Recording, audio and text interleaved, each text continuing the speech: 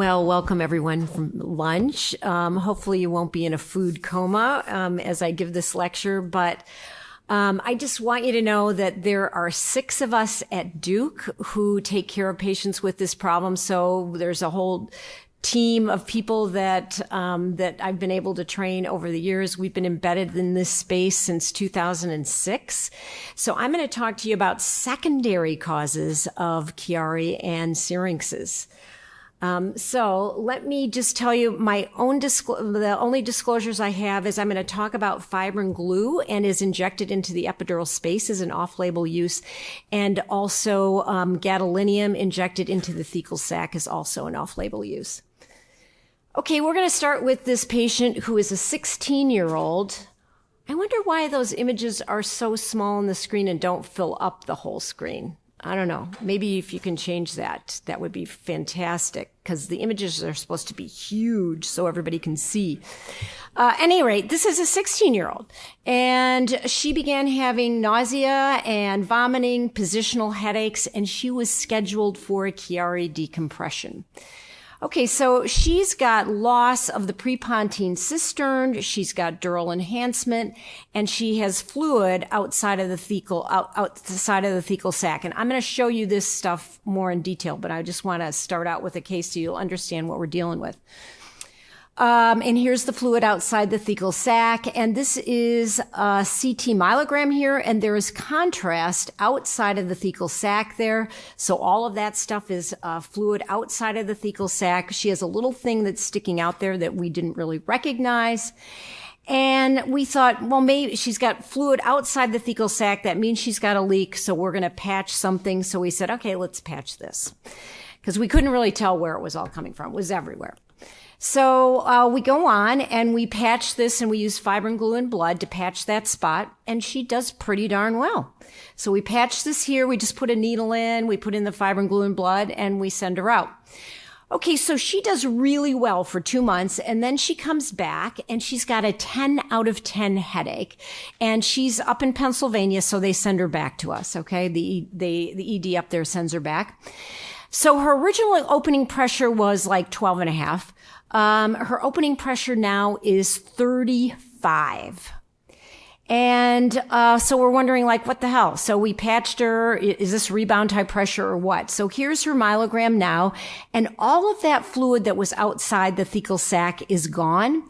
So she did have a prior MRV, which showed that she had some narrowing. And we said, okay, well, maybe this is high pressure related to that, or maybe it's an epiphenomenon. And so now we look at her myelogram now, and she actually happens to have a spinal cord hernia with a CSF leak. And this was the cause of her symptoms. Like, where did that come from?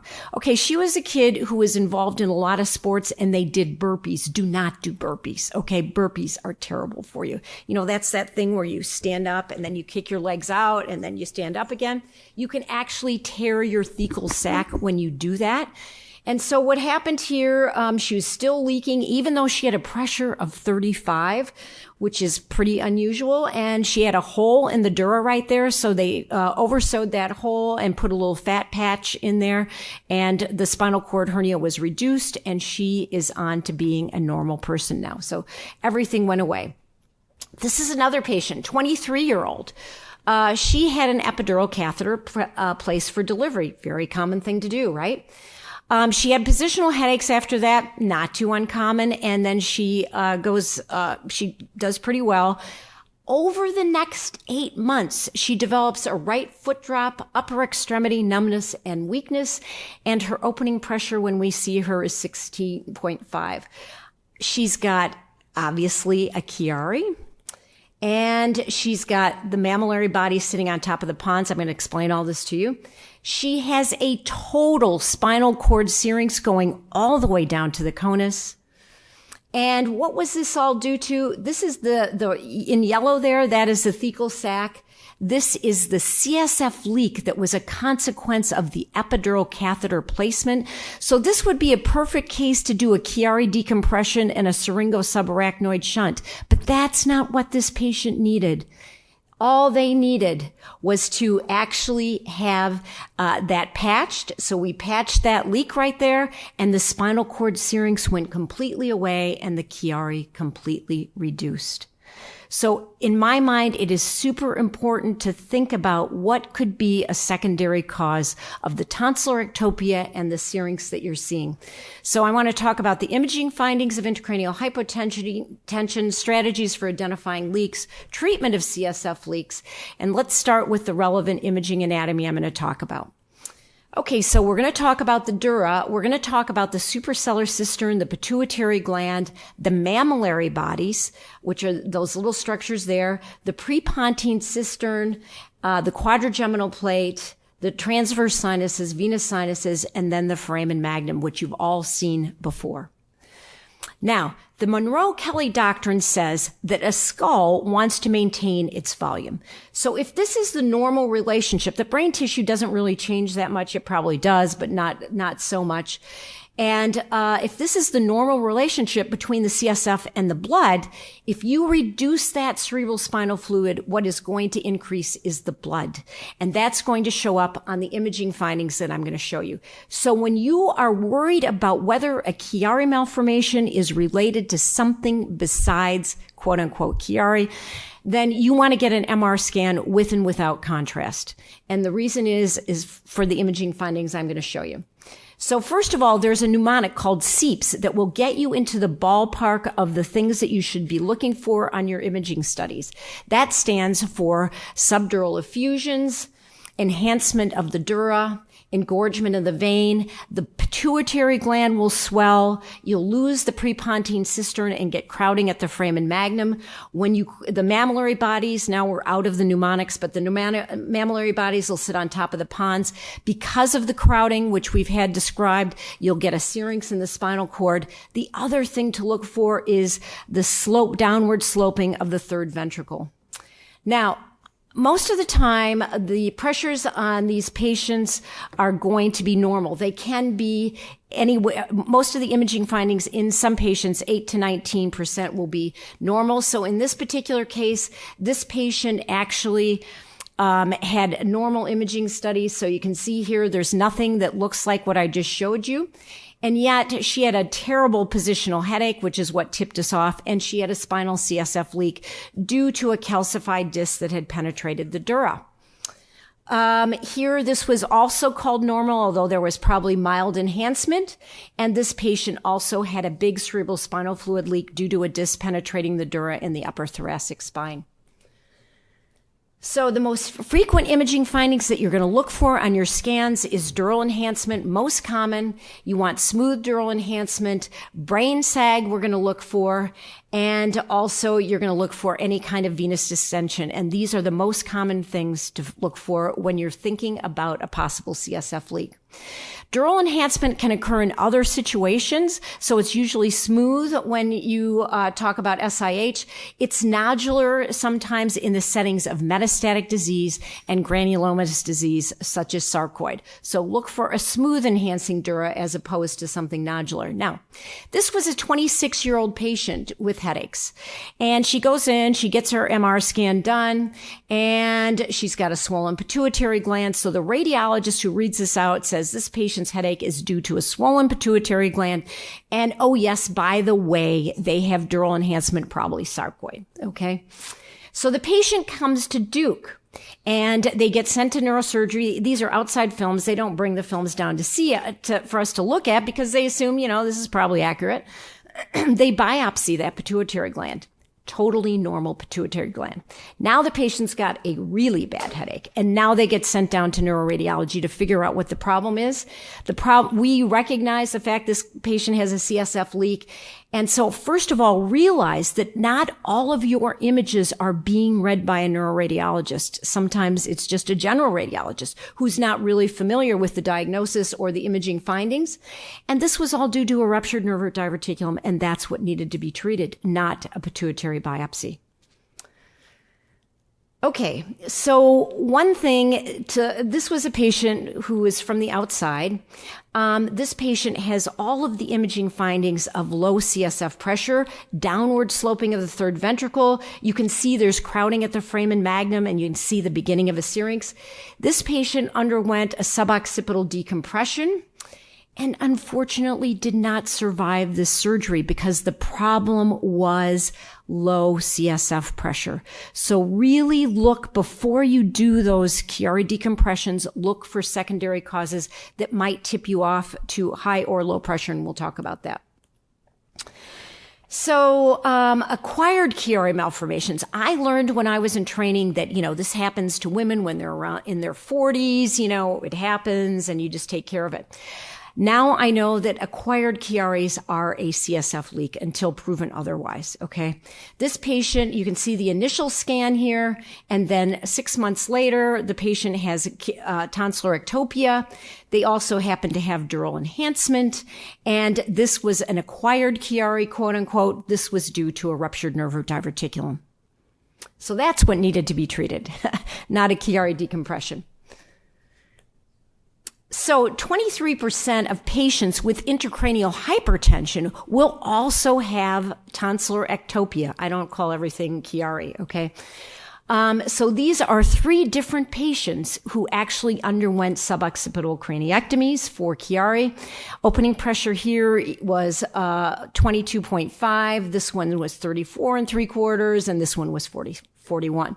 Notice that the opening, that the tonsillar ectopias are all qualify, right? But all of these patients had decompressions, and none of them got better after their decompressions. And so initially that patient was headache free. Then she's on methazolamide. Next one still had headaches. And the last one is on Diamox, to treat the high pressure. So really the question is, in these cases, when you suspect high pressure, should the patient actually get a shunt, or you're certainly going to try them on Diamox or something like that. But the Chiari decompression is probably not going to help in a patient who has high pressure to begin with, and that's the cause. Now, subdurals in the absence of trauma, and this is for all the surgeons out there who might see this. If you have bilateral subdurals or subdurals in the absence of trauma, think about intracranial hypotension. Here's a patient here, and they also had dural enhancement, and this was due to a CSF venofistula, okay? So in the setting, in the absence of trauma, and you see subdurals, think about some kind of CSF pressure problem. There's something called the Bern score. I don't know if anybody knows about that out here, or if any of the physicians do. But this was supposed to give you some idea as to who to send on for further evaluation, like a risk stratification score, like who's most likely to have a problem. And they said basically you add these all up, and if it was 5 or greater, the patient should go on. 3 to 4 intermediate. But this is the problem.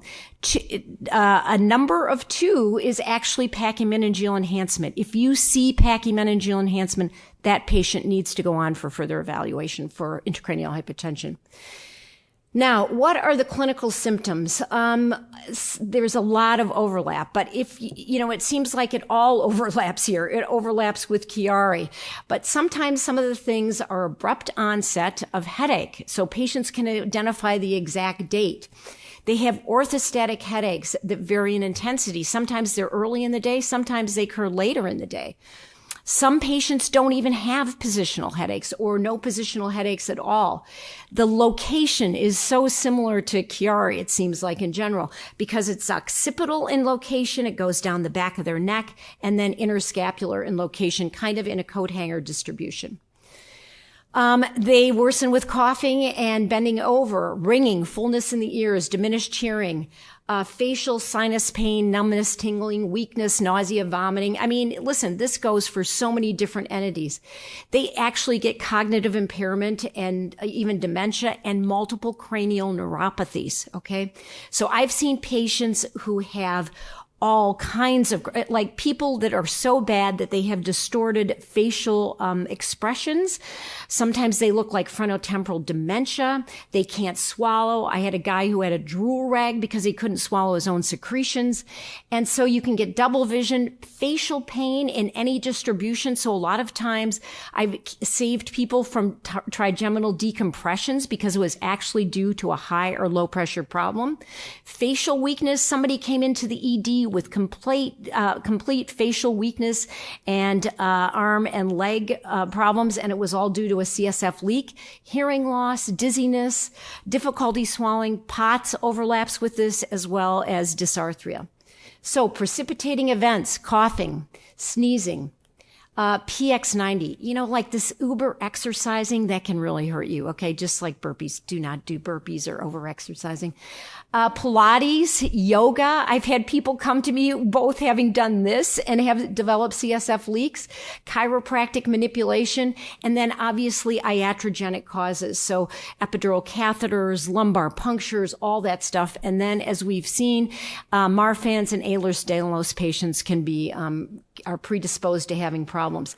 So on account of this, because the symptoms are so variable, the patients come in from all over the medical, into the medical system. So ophthalmology, endocrinology, because some of these patients actually present with DI and pituitary dysfunction, and neurosurgery, obviously with tonsillar ectopia, neurology, headache, orthodontist and otolaryngology. I had somebody who had 3 sinus surgeries and all of their teeth removed, and it was actually a low CSF pressure problem. And then there's orthopedic surgery, and we're trying to pull this together in neuroradiology. So strategies for detecting leaks. So first of all, you're going to get an MRI with and without contrast. Then you might want to do an MR scan with fat saturation, and you're looking for fluid outside of the fecal sac. This will indicate to you that there is a fast CSF leak. Ultimately, you're going to go on to some kind of contrasted study, in this case, CT myelogram. The initial workups that are going to occur are going to be really institutionally biased, okay? So if you go to Cedars-Sinai, they're going to start with a digital subtraction myelogram. If you come to Duke, we're going to be doing a CT myelogram. And other places start with other things. Now, we do problem solving. And so there's something called a photon counting CT, and you will be happy to know that this is going to replace all of the CT scanners across the country. It is a very low radiation dose scanner, and it's really high resolution. So we use this when we have to problem solve. We'll do DSMs and these other things. Sometimes we do MR myelography, which I'll show you. We never use nuclear medicine. As a matter of fact, if unless it's looking for base of skull leaks, which do not show up with all these problems. So we don't do, if the nuclear medicine guys get a request for a CSF leak, they just send the request over to us. So digital subtraction myelography is done in a fluoroscopic suite. It's done usually with general anesthesia. There's 2 settings. The problem is that you can't look at this whole spine, so sometimes it takes 3 or 4 evaluations. This is the normal fecal sac, and then there's a fork in the road kind of appearance, and that's where the CSF leak is located, and that was due to a disc located right here penetrating the dura. Now, CT myelogram versus photon counting. This is our regular myelogram. It's 0.625 millimeter thick slices. Even though it seems really thin, it's actually thick when you're looking for this. So that's what that is. And this is the photon counting CT scanner where we found this fistula that is located right in that yellow circle at the T4 level there. And you can see the fistula actually going right into the bone there. So photon counting is a much higher resolution imaging and lower radiation dose, which is fantastic. Unfortunately, there's only 6 available in the country right now. But trust me, they're going to be everywhere ultimately. Now, MR myelography. Sometimes when you have a really slow leak or an ooze, you need to use MR myelograms. And you put in intrathecal contrast. So here's a patient out. There's a leaky perineural cyst. These cysts are common in patients with connective tissue disorders. We can see the leaky cyst on the MR myelogram. You would not call it on the CT myelogram. Now, how do we do all of this? We, fortunately here at Duke, because we've been pushing the envelope for so long, we have our own CT scanner with that we can do real-time imaging with. So we have a monitor that sits right next to the CT scanner. We do our lumbar punctures right under CT guidance, which is fantastic. And we don't use those standard plastic manometers anymore. Okay. So if anyone gets anything out of this, you should switch to using digital manometers. You will get a pressure in like seconds with that. So this allows us to use a 24 gauge Gertie Marks blunt tip side hole needle. You have a 1 in 1,000 chance of having a post lumbar puncture headache. Now, lots of people worry about putting a needle in the back in somebody who's got tonsillar ectopia or Chiari. I never worry about that. Okay. I am using a super tiny needle. I've never in however many years it's been now that I've been doing this, never had anyone have any problems with any of our lumbar punctures. So, Gertie Marks needle, and what we do is it goes in through an introducer because it is blunt tip, and so we put it into the center of the thecal sac, inject contrast, and then we get an opening pressure always. Okay, so the opening pressure comes first, the injection of contrast next. And does the pressure matter? It does not matter. Pressures do not matter. And the reason that I say that is because most of our pressures are in the normal range. It doesn't exclude intracranial hypotension. And even that patient I showed you in the beginning had a pressure of 35 and still had a CSF leak. All right. So the opening pressure doesn't matter, but what is important is that you know what the patient's baseline is so that you can follow them, following up whatever interventions you do. Positioning matters. So sometimes we have to put the patient prone, sometimes lateral decubitus in order to find these leaks, in particular fistulas. Here's a 49-year-old who had 20 years of headaches. She doesn't have any dural enhancement. 2 years ago, she developed a new daily persistent headache with dizziness. You can see she's got a swollen pituitary gland and downward sloping of the third and crowding at the foramen magnum. Excuse me. No dural enhancement. And we did bilateral decubitus and prone imaging. And here you can see that that movie did not run. Anyway, there was a CSF venofistula that was causing this problem. Okay, ventral leaks. Sometimes we have to do really fast scans going back and forth really fast in order to find the leak. And that's when you have several discs and a ventral leak. So let me show you here. This was a patient who had 2 calcified discs and a ventral leak. And we needed to figure out which disc was penetrating the dura causing the leak because it makes a difference. Which level are you going to operate on? So here is actually the contrast streaming out of the thecal sac into that ventral collection, and there's our fork in the road kind of appearance. It was actually the smaller leak that had caused this problem. So the things that we're looking for as far as CSF leaks go are discs that penetrate the dura, as in this case, ruptured nervodiverticulum, which can actually rupture and cause CSF leaks. And then the latest kid on the block is the CSF venofistulas, which were first described in 2014.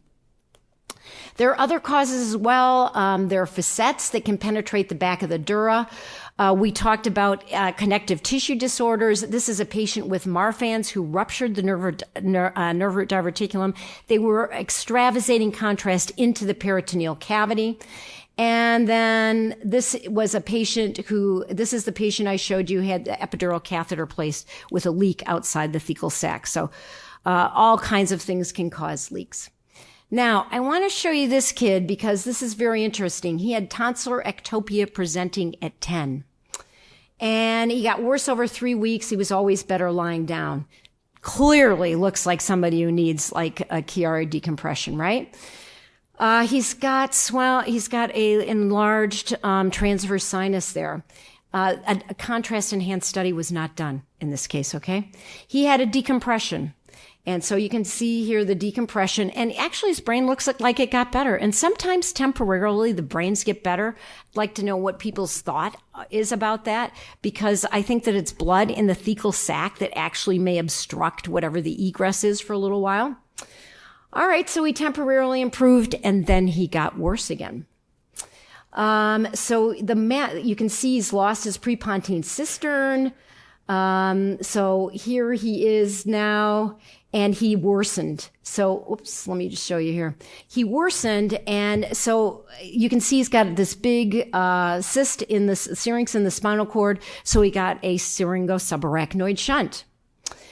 And then he worsened again. And so now he's got tonsillar ectopia again. And so Jerry actually sent me this kid and said, Linda, what is going on with this? Why is this kid not better? All right, look at how much brain sag he has now. Swollen pituitary gland, loss of the prepontine cistern, and the mammillary body sitting on top of the pons. So his opening pressure was 0.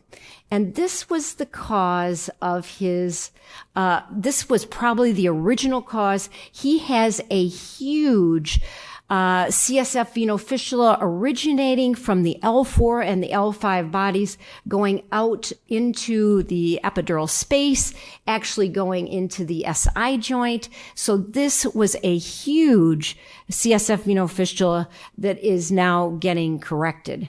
So yeah, that was all of his problem, and it probably started when he was 10. And here is the vein that was draining out of that. So that is, the question that this raises is, when do you start working up your kids for something that might be causing this? Their Chiari might be the cause of this. Treatment of this, you can do a non-targeted or a targeted patch. We tend to do targeted, but this is where you put blood in the epidural fat, usually at the T11-12 level or T12L1. And we do targeted patches, so we can do transforaminal, interlaminar, and also we can do ventral patches. We can put the needle down actually where the leak is coming out. You use blood and or fibrin glue, and actually both of these things get absorbed. So I know somebody was talking about putting fibrin glue on, sealing the Chiari, sealing the occipital surgical site. The fibrin glue does get absorbed after about 3 weeks, so it doesn't stay permanently. You're hoping that it's going to be there long enough for the tissues to start to heal. The blood and fibrin glue both get absorbed ultimately. Now, the newest tool that we have is onyx embolization, and this is for venous fistulas, and this is probably about 45% of the patients that we're seeing now. You do a venogram, and then this is the onyx, which is very bright. They're going to have to work on this because that is way too bright. Some of the embolizations require surgery, or there needs to be repeat embolization. You can ligate these fistulas surgically, and we did that before we had onyx. There is a recurrence that happens. Even though it says that there's long-term improvement, there actually is recurrence that happens. Then for the holes that penetrate the dura, there are surgical options. You can either do an intradural approach where you oversew the hole, or there's an extradural approach where you can take off the disc and then do a collagen wrap, which is seen here, and then you sew it to the back of the dura. Now, this is a 40-year-old who's had a headache since she was 5, treated with Topamax since she was 5 years of age. And 8 months ago, her headaches changed, and she got a new MRI, and she's got dural enhancement and brain sag, okay? So she had a CSF venofistula. Her opening pressure was 12. And so we did 3 patches there. It didn't help. We sent her on to embolization. And so she had onyx embolization, and within 24 hours, she has a 9 out of 10 headache. And her opening pressure is now 25. She resolved her intracranial hypotension, but now she's on 3,500 milligrams of Diamox. We get her pressure down to 18, still not enough. Repeat LPs. She finally got a shunt, and her headaches are now much better. So what did we do here?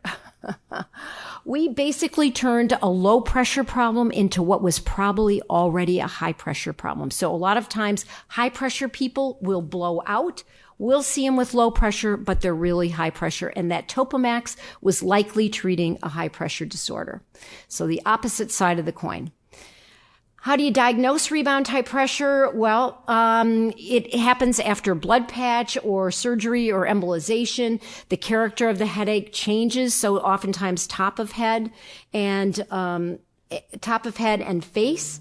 Sometimes it's holocephalic. Oftentimes these patients will be worse with airplane flight and going to higher altitudes.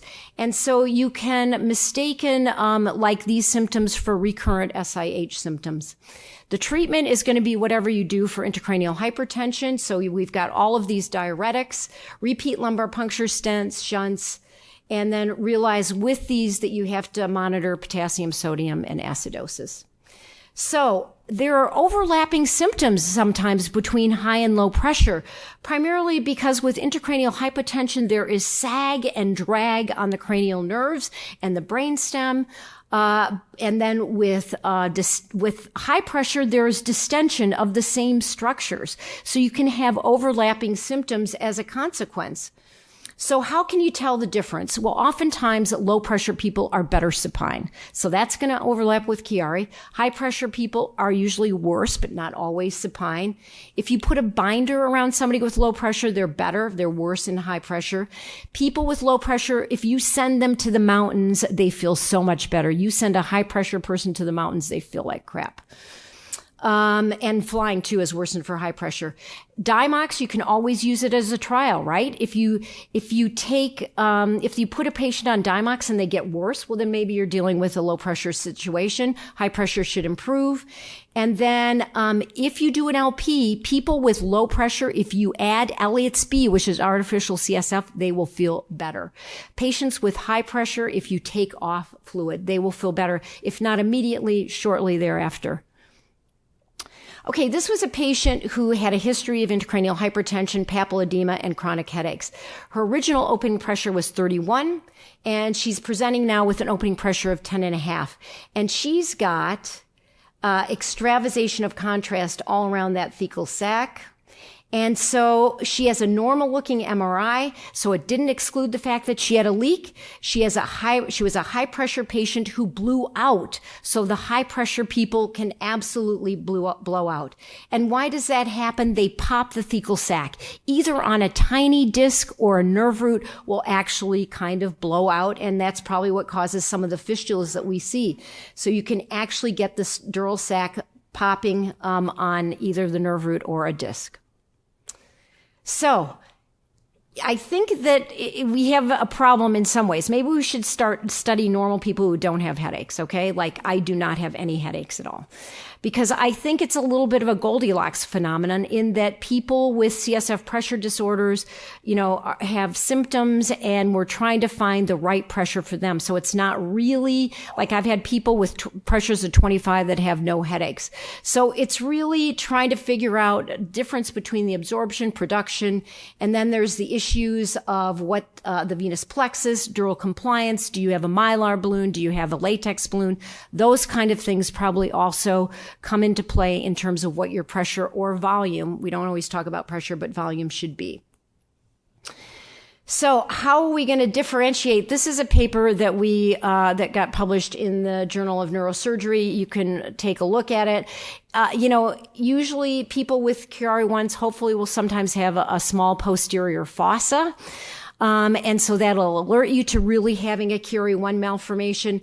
You want to look at the structures that I told you about, the mammillary bodies, the downward sloping of the third ventricle, etc. And so need to try and differentiate what really is going to benefit from surgery and what's not.